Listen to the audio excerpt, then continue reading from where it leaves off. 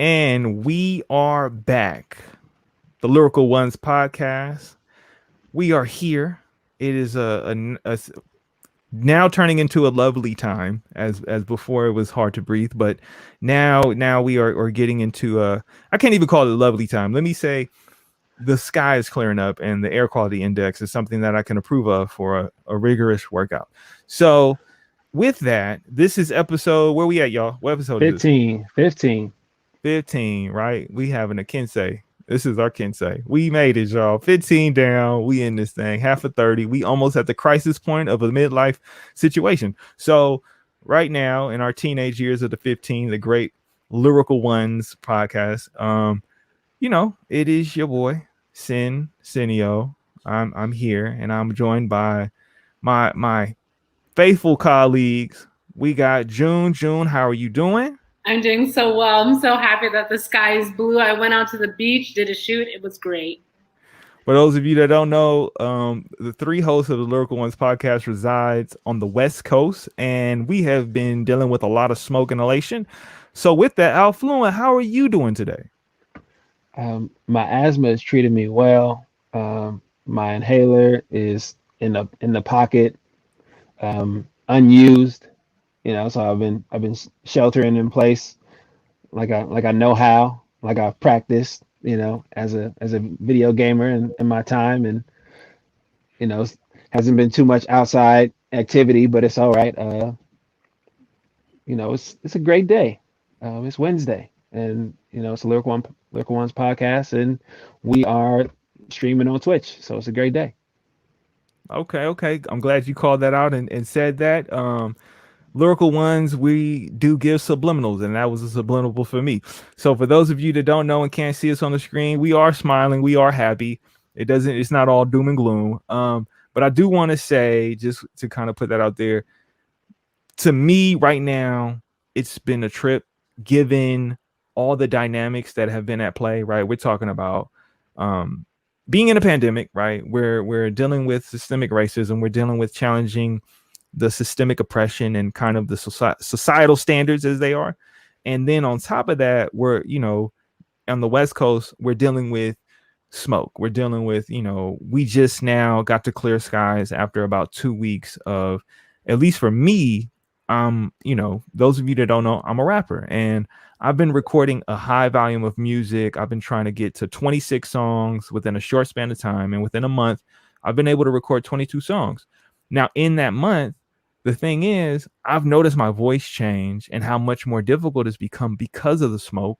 I keep the windows closed. I have the air filter system, but it's not enough when you're dealing with the whole entirety of a section of the world that is on fire, right? There was a point when it was like Denver, Colorado was on fire at the same time Oregon was on fire. So we're not even talking about one segment of a country, because people as far as Vancouver all the way down to Mexico are being impacted. So, just to kind of highlight what we've been dealing with, I couldn't work out outside, right? It's an inconvenience on the most minuscule of scales, but that's for people who are working outside every day, right? We're talking about people who go out to gather our food and are farm workers who that is literally their whole livelihood depends on them going out every day and risking their lives to feed us, to also meet the standards of like, what is our yield and what does our crops look like, right? Like, so it's not lost on us from the most shallow to the most deepest of depths that,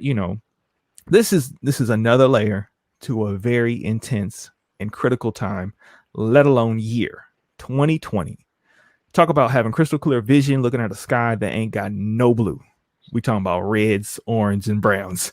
So with all of that, we have our guest with us, B. Pagels-Minor. Please, by all means, let our people know what brings you to the conversation today.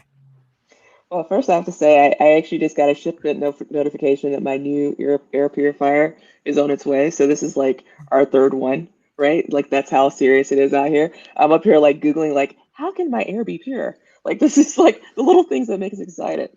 But I think that just like from a general point, I'm here because of community. Before we actually started recording, I shared the fact that, it's actually happenstance. Actually, I shouldn't say happenstance, right? Because nothing that we do is really by chance, right? It's usually by us ordering our steps and getting to the place that we're supposed to be. So actually, when I first moved out here to California, I joined a group called Sister Circle Black Women in Tech. And Lexi, who was on the podcast, just like yesterday, she and I met because someone said, you have to meet Lexi. Lexi is someone who will change your life. And to be truthful, she has. And also, she's like literally the loveliest. Like, and also, I don't really like hugs, but her hugs give like a whole nother level to hugs. And then I was just like, as I see Lexi, I'm like, you know what? I'm ready. Just give me all of that in one place. But she actually, she connected me to someone named Dominique Hollins, and Dominique Hollins connected me to someone named Say. And Say actually is the person who connected me with this podcast and said, B, like, I really think you should be here. So I'm here because of community and the fact that, it's a really great opportunity to kind of share some of my thoughts and also kind of promote those other folks who stand behind me and I stand on their shoulders. That's what's up. The world is small and it is grand at the same time. And I'm glad that you're here with us. We definitely gonna dig deep and see what's up. But more importantly, given that you've worked with these people or at least have them in your network, right, within your social circles, kind of what is your kind of overall goal? What is it that you're trying to accomplish for yourself? And having worked with these other people, I don't want to make the assumption, but I have a feeling that you also are doing work for others and supporting others. So what does those two ends look like for yourself and then for the people? Yeah, I think for me it's about lifting up other people. I always tell folks that like my superpower is meeting people, understanding deeply what can make them successful, and then helping supercharge that ability, right? And I think that actually comes from, so I actually, tell folks all the time. So this pandemic and this economic downturn reminds me a little bit of 2008. And so I graduated in 2008. And when I graduated from college, I started off, I had this consulting degree, I had this consulting job. I was getting paid more money than anyone in my family ever had. And then the job went away. And I was a barista at Tivana. And I remember reaching out to people that I thought were really cool, who were super, well respected, and saying, I'm the struggling kid who just wants a job, right? And I would love to talk to you. And so many of those people ignored me, right? Like I never got responses back. And many people just didn't invest in me. And so for me personally, like I spent a lot of my time just, putting myself out there and telling people, like, I'm here for you. Like, I'm here for you to run ideas off of. If you have questions about how to navigate the corporate, workspace, how to navigate tech, how to just navigate life, right? Like, I love talking about that. I love participating in that. And I love helping people kind of like open themselves up. One of the things that I think is like very difficult for both just generally for minorities as well as women is that we have this assumption that we may not be good enough. But the reality is that, like, to be truthful, like we speak two languages just coming out of the womb, right? Because we have to speak the language of whatever our culture is, but we also have to speak the language of the dominant culture, which are white folks. And we have to, and so because of that, we are naturally in tune and much more empathetic and have the ability to be more successful in most workplaces than just about anyone. And the only thing that we really need is the encouragement to prove that we can do that. And so that's really what I do. And so I do a lot of work, speaking, appearing on podcasts, writing things, one-on-one mentorship with those young people, also some not so young people, because I mean everybody needs, advice. And it's really just that's the work of my life. And when it's all said and done, I hope that people will say that B just did a lot to completely change and create this army of magnificent humans who help change the world. Super important, super powerful, and super thankful for you being here with us today. I it's incredible to hear all that and to know that, at least at the very least in the smallest parts of the world, we can be a part of the conversation and be able to learn from you. Like, you mentioned some names that have been pivotal in my own life and development and have been critical in how I look at things and how I show up in the workplace. So to hear you mention Lexi, to speak to all these different things and then yourself join us here today is like thank you so much. Thank you for your time. They don't. You hit it on the head in terms of saying speaking two languages, right? Like the level of empathy because of being at a disadvantage, right? Being people of color, being black, being whatever you want to call it, African American, the African diaspora. For me, I know this might rub some people the wrong way, but being American descendants of slaves and what that culture looks like, right? Like we are Americans and we are descendants of slaves, and we have had to take whatever little you've given us, and we've created things that are supremely valuable to society, to the world, and to each other, right? Like we're profound people, and it's seen when you look at a movie like Black Panther, right? That is I was having a conversation with somebody, and they were being hypercritical about the movie, and they were like, how can so many people identify with T'Challa when he's from Southeast Africa? And I'm like, hold on, back it up. He was like, I could see if he was from West Africa, it'd be a different story. I'm like, hold on. Yeah.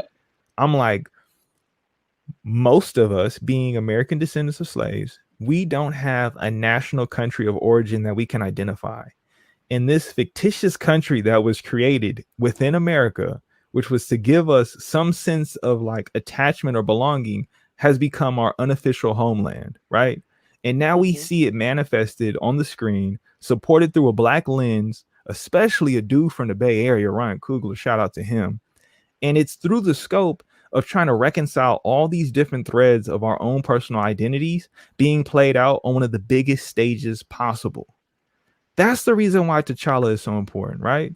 That's the reason why it's so important for us to know the power in ourselves and to uplift and hold each other like as like applaud worthy. So that brings me to saying this, like before we continue, I just want to give you all the awards, praise, love, admiration that you deserve, because I know when you walk into work, they're not going to give you a plaque for saying you made it this far, right? Then no one's going to say you are here, right? Because I know for me, when I go into work and I look around and I don't see my friends or people that reflect my community, it's isolating at times. And you need to have those moments where you can find a Lexi to embrace, to say, oh, we're in this together. We're in this struggle.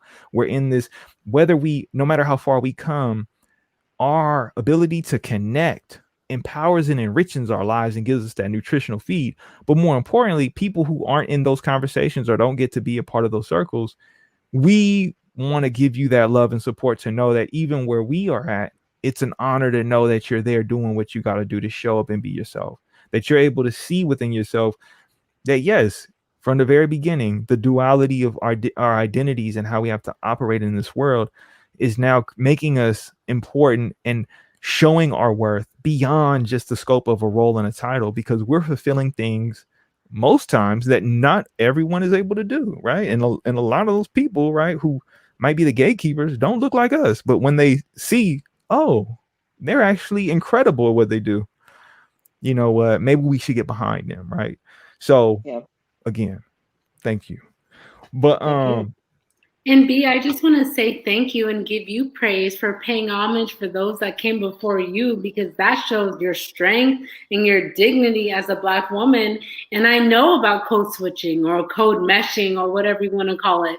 And some people may call it out and say, oh, you know what? Are you trying to assimilate? Are you trying to remove yourself from or from a certain culture, people group, and assimilate to a different kind? And you know what? I say as many people you can talk to, and in as many ways as you can. That's boss. So if you know you're gonna communicate the most effectively, talking one way with this group of people, and then go over there and still share your same heart, which is what you're doing, all praise. That's nothing but good. But I do want to give a shout out to the late and great Chadwick Boseman, because he was a real life superhero, and I actually had a chance to meet him in person, and the man was just filled with so much peace, despite what may have been going on within him physically, mentally, emotionally, spiritually, and physically. Here he is leading just this fictitious world, but no, really fictitious country, Wakanda, on the screen. But he was such a leader and just as a person. So to be in his presence was an honor. And I just want to wrap up and say it's also an honor to be co-hosting here with you guys as well. It's kicking off to be a great episode. I hope all of our listeners are really tuning in because it's about to get deep. Exactly. So, B, where do you come from? Where did your roots start? Like, where part of the world are we talking about? Yeah. Well, actually, so it's so funny that you say that, right? Because actually, and so I want to take a step back because obviously there's like the reality of what I've been since I've been here, right? But there's also this idea of like where have we been? So when we talk about Wakanda and why people are so like inspired by it, it's because most of us, people who are descendants of enslaved people, we don't know the full story. Like I can tell you, for instance, my dad's side of the family, there's a cemetery down in Mississippi where I'm from, that I can show you the various ancestors, and that's the one who was the first one to be freed from slavery, right? But I can't tell you where we were before then, right? And actually, I just took this African ancestry class, like ancestry test, and so now I know from my mom's side of the family, I'm from Cameroon. And so I'm waiting for my dad to do his test because I want to see where he's from too. And it's actually really great because like I didn't even know anything about Cameroon, but I was like, so I'm gonna follow Cameroon soccer. I'm gonna follow Cameroon. I was like, I'm gonna wear all the colors. Like people are not gonna be able to deal with me because like I'm at least partially Cameroonian, so like this is who I am now. But I was born in Mississippi, so a very small town in Mississippi, not that far from Memphis, Tennessee. I actually lived in Chicago for a couple of years before we settled back down into Memphis, and I kind of got my, once I was in school and things like that, I went to school in Memphis, Tennessee. And so like I'd say very specifically, I'm super Southern, right? Because there's a very big difference between being a Southern Black person and like a Black person from somewhere else, right? There's this like very much like this dynamic of like the way that we kind of hold ourselves and how we kind of act. And I always tell folks like, I was like, everyone is my friend until you're not. And when you're not, like there's no confusion about what your status is in my life. But like I am from the traditional. Actually, what's one of the most fascinating things about my life is that I remember when I was a child, so like 2, 3, 4, being at my grandma's house, which was like a shack. It was literally a shack, and it was a shack that my great grandfather had built. And so it started off as like a one room shack, and they just kept putting different rooms on it. And like it was like so interesting because you didn't want to be in certain rooms because there was too much of a draft. It would be too cold, right? And now and so then when I was in high school, my family got together all this money and they built my grandma like a legit house, right? And so that's literally like that's to me is like kind of when I think about my journey, especially working in tech and doing the types of work I do and the obscene amounts of money I get paid now compared to like what I even considered back then, it's just like whoa, like I'm from a family that in Mississippi that thought a shack was like the best place in the world.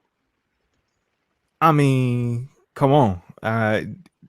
A lot of Black people, right? Me and Alex go back and forth about this a lot of times, but we have ties. Our family comes from the South, right? There's a lot of Mhm. people. I mean, especially us being on the West Coast, migrated from the Southern states to come out here for more opportunities, right? For being able to try and lay claim to something that is kind of fertile, right? And so to hear that you come from the South and that you've been able to kind of be in the Midwest and to see different aspects of the South and that culture, like I know firsthand, it is a difference. It is almost like a whole nother country, if you will, because of certain dynamics that are at play and the history and lineage, right? Like being able to go back and say, I can go and see where, oh, this was the first freed person in my family, right? Like most people, they'd be like watching PBS and be like living vicariously through Chris Rock when he goes and does his test and be like, oh, but there's a slave in the family. And it's like, most times kids don't even realize that the generations, like I know for my family, it was like, there's my grandma, there's my great grandma, and then there's her mom. She was a slave, right? And then I look back and I'm like, my grandma picked cotton in Texas, like my grandma, right? We don't think about how close these certain elements to life are to us, But to hear like, yeah, you got to see firsthand, like, you don't want to be in this room in this shack that is grandma's house, right? Because it's a draft. But then to have the ability to say, okay, now we're at a place where we can give her something that, you know, this is what we want to give to you, right? We want to give you this, and we're capable to. That's powerful in itself. So with that, like, you come with that, what made you get into tech? And then within that, like, what do you do specifically within the realm of tech? Yeah, so actually, so I graduated in 2008. So 2008 was the last great economic downturn. And I went to, Northwestern. So like in Northwestern, there's like a few different careers that you normally take. Like, so you end up going to law school or medical school, or you go to become a consultant and go get a business degree. And so I took the go be a consultant and take the business degree. But I honestly I was at my job for 3 months, and then they lost, like a lot of their contracts, and they were like, peace, like, we don't have a space for you. And so I actually started doing a lot of like really random work. My favorite job was honestly being a barista at Teavana, because like honestly the tea was hidden. Like that tea was so delicious. Like I'm just gonna put that out there. But I needed to know that. one I needed to know. I I Because understand. So because they don't get the love. So I needed to know. They just pop up, and then you either know somebody that worked there or don't. And then like, how do I navigate? Do I go get tea off the Safeway shelf, or do I just hit up Tivana? I need that real information. I need yeah, the real scoop. definitely at a Teavana. Like I said, it's Starbucks. The Starbucks makes the Teavana like drinks. It's really good. Like I fully approve of them. So one thing but what was really great about that is that I started doing like various like job fairs and stuff like that. And so I actually became a store manager at Target. And so so it's a little convoluted story, but it makes sense when it all comes together. But so I became a store manager at Target, which interestingly enough, I still had to make tea because there was a Starbucks in the Target. And so I managed a part of the store that included the Starbucks. I had to learn how to make coffee and tea. So like I stepped up my skill level. But it was actually through that job that I realized I absolutely freaking hate it doing that work. And Target actually had a really great program where they would pay for your grad school. Like, so they would pay for a percentage of it. And so because of that, I ended up going to grad school, and I did a dual program, so a Master of Information Systems and MBA.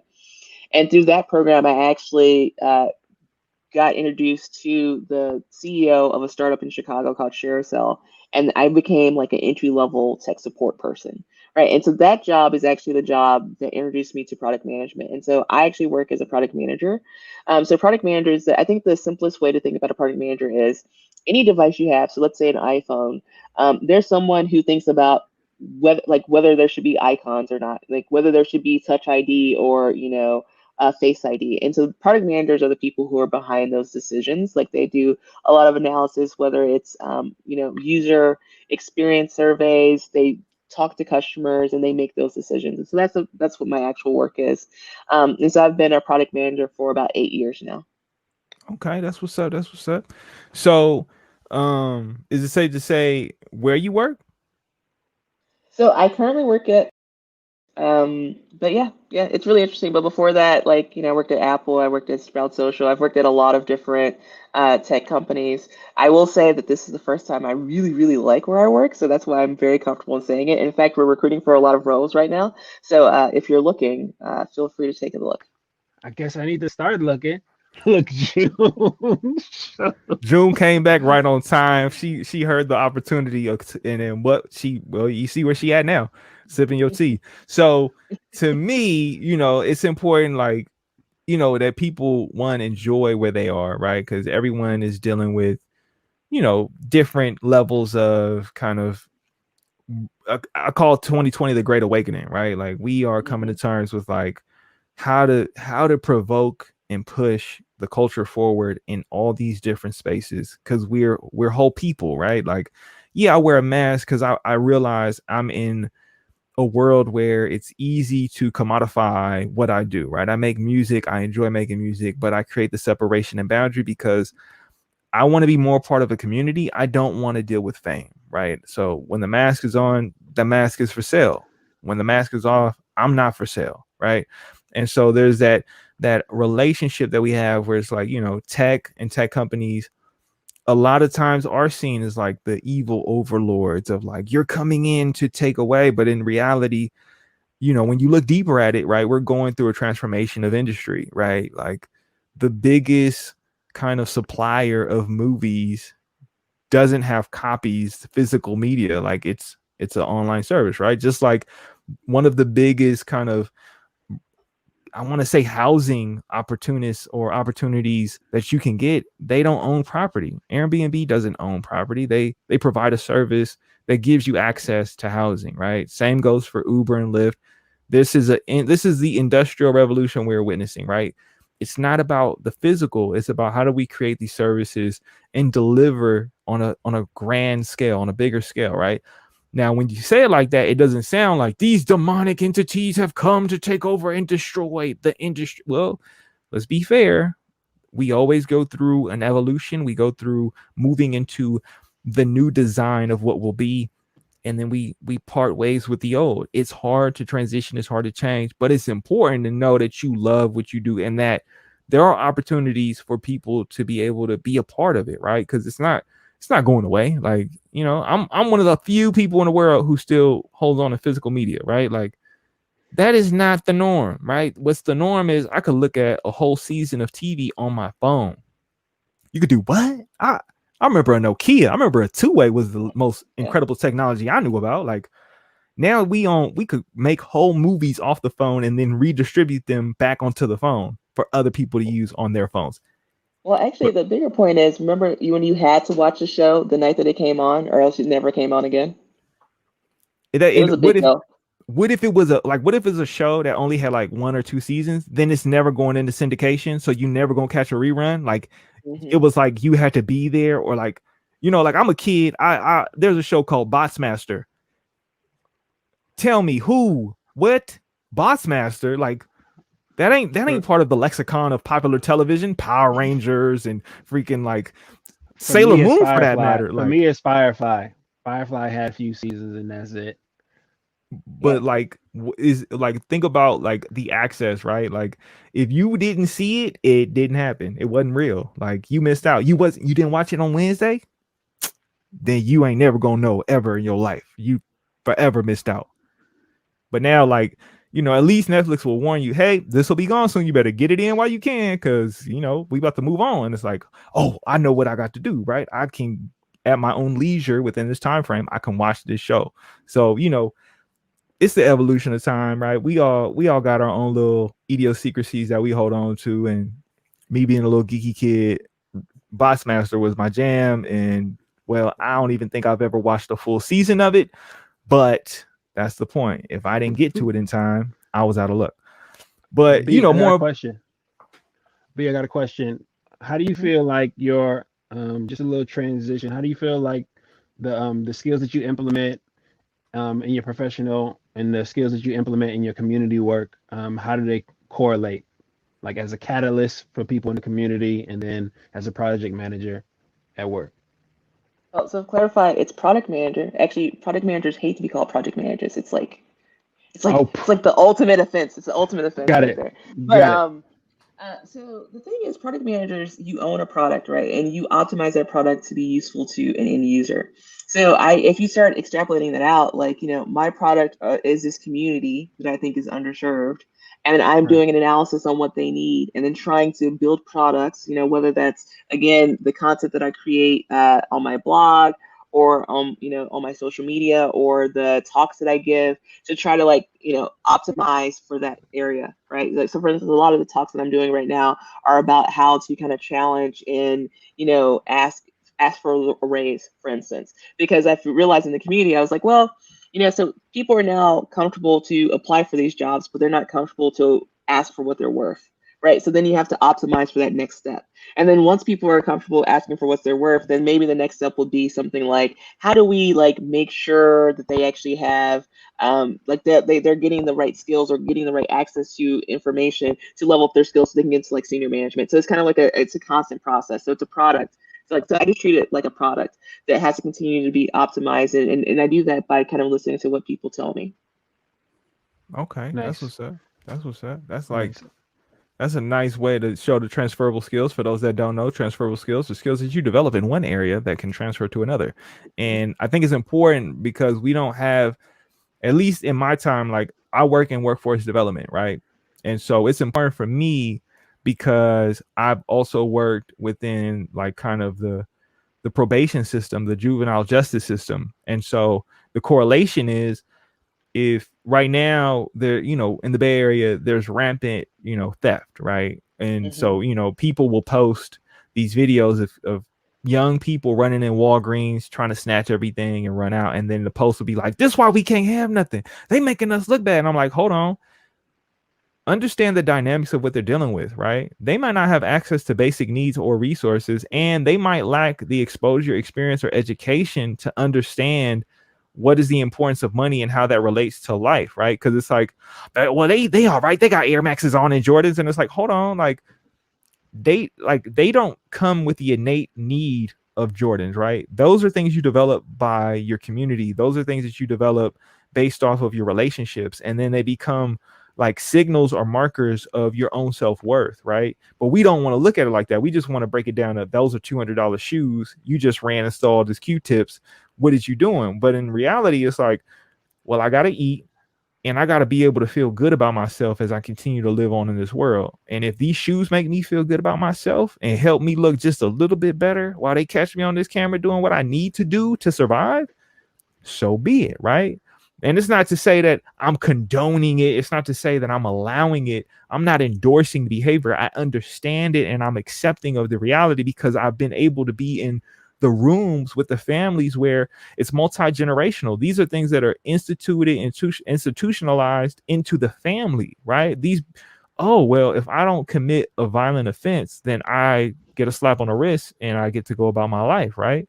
Or, yeah, I'm going to owe some money, but I grew up in a household where debt was something we moved away from and we shied away from having a conversation about. So when I say transferable skills, yes, in the sarcastic, most literate and most technical terms, but it's important that we speak upon these things and make them the norm, because these are attributes that speak to the duality and our abilities to show up in a workplace in a way that not everyone has access to, because they don't grow up with the understanding and the fundamentals of, like, my grandfather made a shack for my grandmother, right? We didn't really have multi-generational wealth to go and have someone create it for us. We had to figure out how to do it ourselves.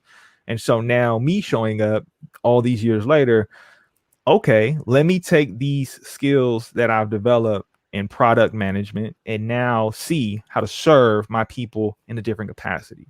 But for me, what was the call to action? Like, when was that moment when you realized, like, you know what, I need to show up for my people? Because I mean, to say you enjoy your job, right? You could easily just turn the screen off, throw the computer out the window, and be like, I ain't got to deal with this. I'm good. But what made it so that it's like, you know what, it's not enough?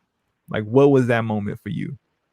So I'm going to address that question, but I also want to go back to this idea of like, oh, like it's not okay. Like, you're going in and taking stuff and you're wearing these shoes. First of all, those shoes could have been $29.97 at Marshall's, first of all, but they are Nike Air Maxes. I don't care. Like, a sell is a sell. So like, I've never understood this idea of like, you wear nice clothes. Like, in fact, I mean, my family was dirt poor and I wore really nice clothes because we caught them on sale. Right. So like, I don't really understand that logic behind it.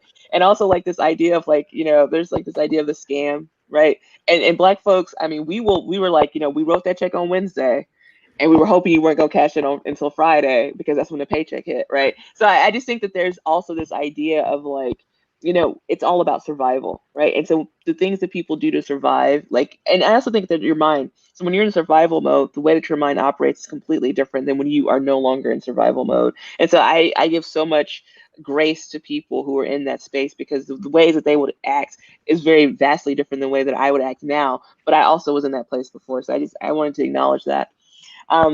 In terms of why I feel such a need for this, is that I was literally dirt poor. Like, my family, I remember a story of one, the woman who went to jail, like they put her in jail for years and she couldn't vote because she put her kid into a school in a different district and she used a fake address for it. Like, that's literally my entire childhood. Like, my mom would have friends who would use various addresses so I could go to those different schools. And my teachers knew. And so my teachers would say, like, B, we know that your phone isn't working, because my phone, like our phone was always off, and they didn't know where we lived. And they would be like, I can give you this note, because I know I can trust you to take it to your mom to make sure that she knows that you did something. Like, I didn't really do much wrong. I was really good at teachers. I'm not gonna lie about that. But the couple times I did do some wrong things, they're like, we can give you this note because we know you're gonna give that to your mother, right? And so I think that that was my mindset. And I remember my mom talking to me all the time, and she was just like, B, like, you're gonna have a better opportunity. She's like, you don't have to be anything fancy. You could be a plumber, you could do like whatever. Like, I don't really care what you do, but you need to understand that there's a lot more opportunities out there for you. And she would be like, well, you need to go to the library and like check out this book about scholarships, for instance, when I was applying to college. And it was because my mom, so my mom didn't always know the answers, but she always knew that there had to be a solution. And so her mindset was vastly different than most people in her community. And she imbued that in me. And so when I got old enough and I started looking at other people, I was just like, wait, you don't think like I think. And I realized, I was like, this is a unique trait. And if I could figure out how to like imbue that in other people, then this is an ability for us to create an army of amazing people, right? Because the number one thing is that it's not about, any flashiness or like wanting to be famous or anything like that. It's about wanting to have a society of people who are successful. Because if you have a society of people who are successful, and successful to me, again, coming from my background, is your bills are paid. You could take a nice vacation. You could get the not on sale Nikes, right? Like that to me is what success really looks like, right? And so it's like, if we can create more folks like that, then we're going to have less people who are causing harm in other places. And so it's really a harm reduction mechanism. Like when I think about the world and I think about the bad things that happen in the world, I'm just like, man, if that person wasn't so stressed out because they didn't have a job where they weren't getting paid, or they were in a space where people were being disrespectful to them and being harmful to them, so then they go out into the world and they create more harm, then maybe, like, if we could reduce that, then maybe the world could be what I think it could be, which is just like this really great place with people who create positive, amazing things. And so that's really what it is. And so it's that desire to just have more positivity in the world, because it's too hard to think that there's no hope. So like, if I can figure out how to help create more hope, I think that's what really makes me do this work all the time. We out here in these streets. Y'all don't understand. We really out here. So one, going back to what you said prior, because when you said harm reduction, that was it. You let's throw it all out the window. But just to go back to how this community of like-minded folks works, right? Like Nipsey in an interview has said, when you're in survival mode, you're not worried about the rules, the law, or what you think about me. And what you just said was, you're trying to take people from survival into thriving, right? Because when you're thriving, you get to have morals again. You get to have ethics. You get to have boundaries. You get to have capacities for yourself. And that to me is the important part of like these conversations is how do we create understanding when there's moments of division? How do we create compassion when there's moments of like aggression or harm, right? And harm, you said harm reduction. So let me break down for those that might be unfamiliar. If I see somebody smoking some weed and I run up on them, I'm like, you shouldn't be smoking no weed. Smoking is bad for you, right? They're more likely to meet that with, you're my adversary, you're against me, this is a divisive moment. Now, if I come to them and I see that they smoking a blunt, right? For those that don't know, that's when you have a tobacco wrapped leaf around some marijuana, right? Now, if I have the conversation with them and I say, oh, you smoking blunts, have you ever smoked papers? That is now the harm reduction. That is harm reduction, because we're taking it from you smoking a blunt, which is, okay, I see you smoking weed. Let's have a conversation about other ways to use this, to consume this, right? Because then I can break it down from, okay, you smoking a blunt, to maybe you could smoke papers, to maybe you could smoke a pipe, to maybe you could eat it, right? Because a lot of times people are smoking weed for the benefit of what it does, because it does have benefits, right? Whether that's to relieve stress, whether that's to deal with anxiety, whether that's to deal with appetite. Everyone has their reasons, right? Whether it's recreational or medicinal, we all have our reasons. So the thing is, in harm reduction, it's, oh, you're smoking it's causing harm because the tobacco leaf, right? Yes, I get it. That great choking, burning sensation of that first initial hit, it cannot be matched. But what is it doing now? Because you're associating the weed with the tobacco, you're almost changing your mind to the dependency beyond just weed, right? The dependency is now, I need it on a routine fix because also I'm taking in nicotine with it. Now the conversation changed. When I talk to kids about this, they be like, yo, I never thought about it like that. No one's ever talked to me about it like that. You know what? I'm going to try it and see what happens. And I'm not looking for them to like change. I'm looking for them to at least explore the thought to see like, well, how do you engage with your own personal health? And then trying something different, because eventually maybe you get to the point where it's like, oh, I don't even need it. Or maybe I get to the point where I'm not putting smoke inhalation into my lungs. I'm consuming this in a more sustainable manner, right? So harm reduction is the idea of let's reduce the harm, and that doesn't just apply to like substance use. That applies to the community. That applies to how we treat each other. That applies to our conversations and our communication. But Affluent, what was you getting ready to say? Oh well, before we let B go, because she got things to do at home, and we want to make One sure that one we. quick thing. One quick thing. My pronouns are they, them, their, not So she, her, so her. they you right. Thank you. And I've been good all this week about it. And every reference when talking about you, I'm like on point, and then I mess it up live.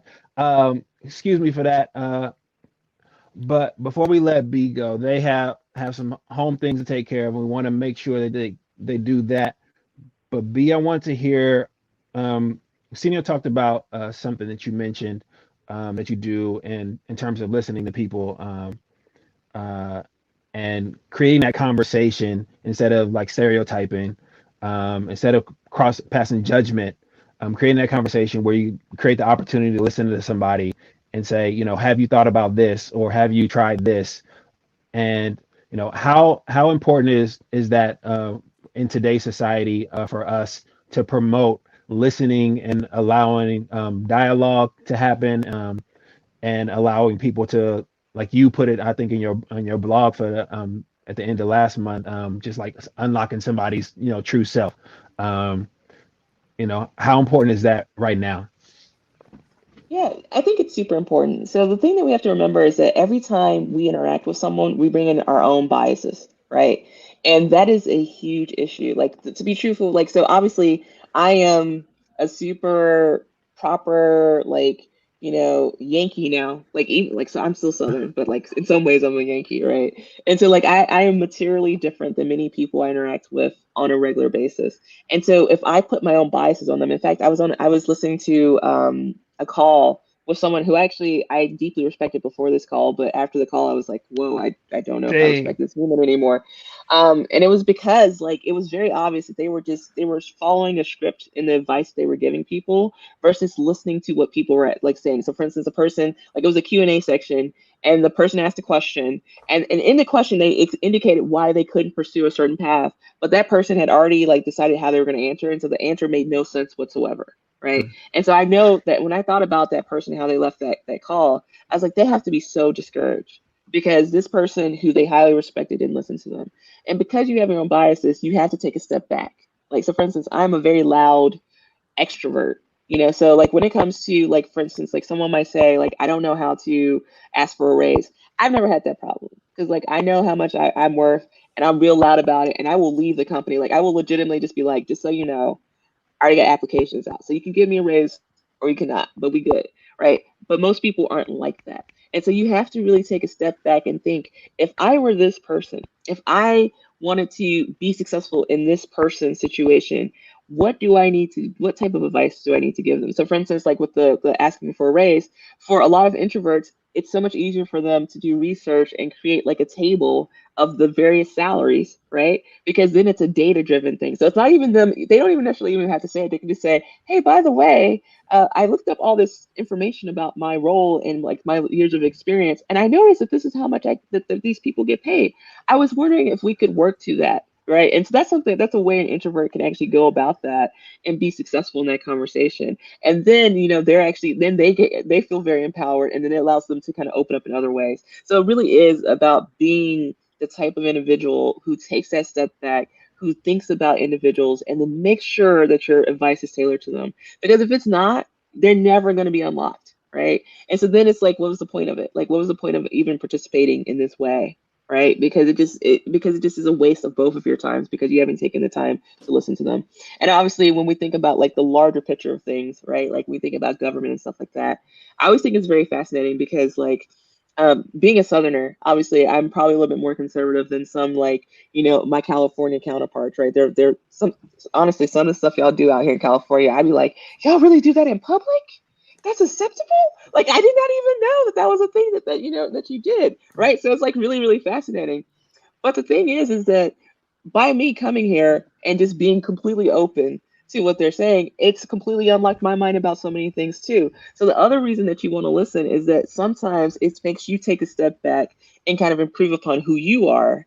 And that's the other great value out of it is because like one, if you ever get to the point where you've stopped growing, like what the heck is the point of living life, right? And so it's really, really great to have that two-way communication because you help the other person, but then you also often get help yourself. Thank you B, for that. thank you so much for your time. Where can people find you for our audio only people? What is the places you show up? Yeah, so I am across the internet. So first of all, I'm the only B Pagels-Minor in the world. My wife insisted that we be a dual name, so we are the Pagels-Minors. And I'm on Facebook, Twitter, Instagram, LinkedIn. I honestly, so if it's professional, I really prefer LinkedIn just because it always makes it easier for me to understand the context. But I also love completely shady, trashy stuff. So feel free to send that to me on Instagram and Twitter because it tickles me to death. And also, one of my favorite things is I love when people make me blush. It's actually it's getting harder because you Californians again have helped me grow, but I freaking love the stuff that y'all said because it will be hilarious. B, thank you so much for your time. We're not going to take too much of it. I appreciate you taking this time out with us. Thank you for sharing so much and giving so much of yourself. But I am tempted, we got to get a part 2, part 3, because there is a wealth of information that people need that you have. But in the meantime, in between time, you know where to find B Pagels-Minor, right? That's B P as in, Paul. Paul. And then instead of it being like bagel, you take that B out, put a P. I know it's confusing, but then minor, y'all know that like B minor. So B Pagels-Minor, right? BPAGEL, whatever, MINOR. But anyways, B, thank you very much for coming through. I'm sorry for butchering your name, but I It's appreciate all right. you. And all the praise and all the love and all the admiration and continue the work. And you just know all our resumes is gonna be popping up soon. So thank Yes, you. I love it. Bye, Appreciate everyone. it. Take Peace. care. Enjoy dinner. Peace.